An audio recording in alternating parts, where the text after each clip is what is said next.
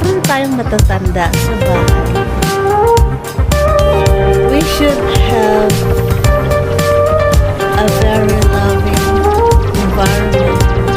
Hanapan natin sila ng isang health facility for their health concerns, like a good hospital or good facility for seniors, from neuropsychiatry to geriatrics.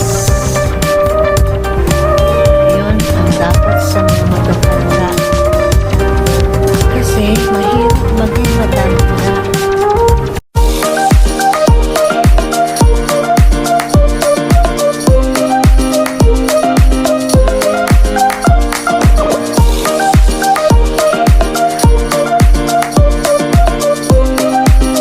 Hello, good morning. This is Domingo, your SC Digital free for here on YouTube. So today, I would like to share something for you. Kasi maulan sa labas, at naisipang mag-video para sa inyo. So, yung topic ko ngayon na share ko is about sa mga bagay-bagay na pwedeng gawin senior citizen dito lang sa bahay. These are the 6 best things we can do. Number 1, yung virtual trips or tours. So, pwede natin gawin yan sa pamamagitan ng ating mga cellphone, laptop, manonood tayo ng mga shows sa TV, sa YouTube, like concerts or TV shows. Ako yung showtime paborito ko, yung EJ Provinciano, tapos yung Pure Love, pero wala na ngayon. Yun ang mga paborito kong tinitignan. At saka sa YouTube naman, yung mga how to do this, how to do that, or about sa health. Gusto ko yung mga exercises ni Dr. June Reyes, yung kay Dr. Ong, yung mga ganon. Yun ang virtual trips and tours ko. Isa pa, pwede rin tayong manood ng mga beautiful places or tourist spots in the Philippines, like Baguio. Na natin sa Google yun, pwede nang lumabas yung mga places na magaganda sa Bohol, sa Baguio, sa Ilocos, Siargao, kahit saan na dito magandang tingada. Sa Davao, meron din mga places like Eden Nature Park, pwede rin doon sa Malagos, Eagle Farm, Crocodile Farm. Yun, dito lang sa local para mag-enjoy tayo. Another one is exercise or get moving. So every morning, mga seniors pwede tayong mag-exercise. Paunti-unti lang kung hindi kaya. Yung mga exercises ng Dr. Domingo, sinusundan ko yun. Tapos yung garden, kung kaya mo lang mag-kill ng lupa, ayusin yung mga tanim, fruits and vegetables, meron din natin. Parang ganun ba? Unti-unting exercises.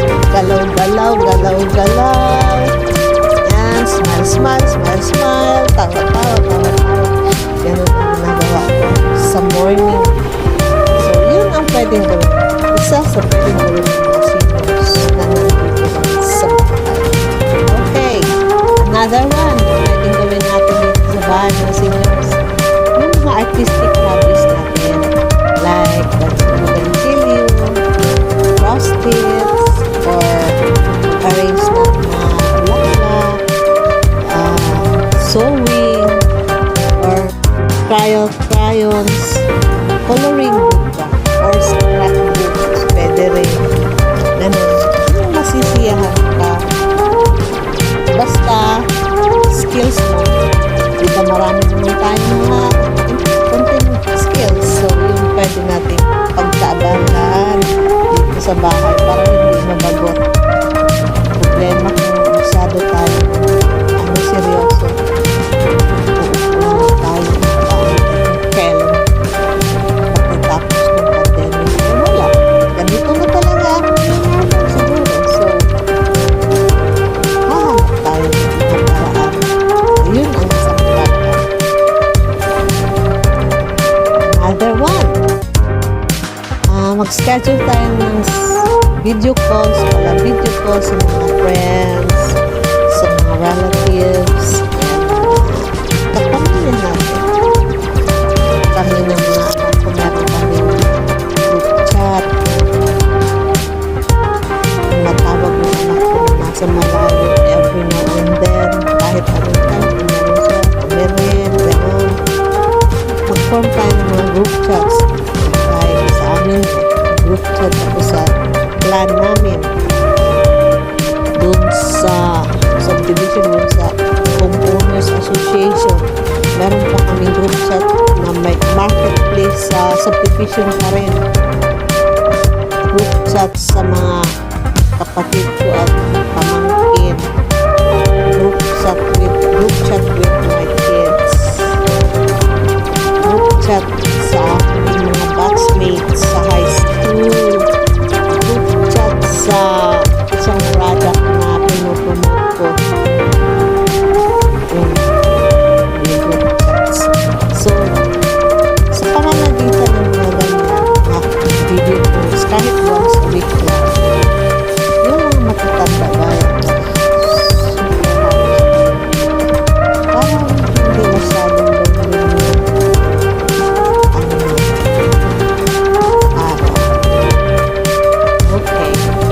And last but not the least, mag-schedule tayo ng family activities. Pero siguraduhin, sumusunod tayo sa precautionary measures or health protocols. Dapat mas free from diseases tayo before tayo kahit sa pamilya lang, manood ng mga movies together with the family or children. Iba yung virtual na ikaw lang, ito, pamilya.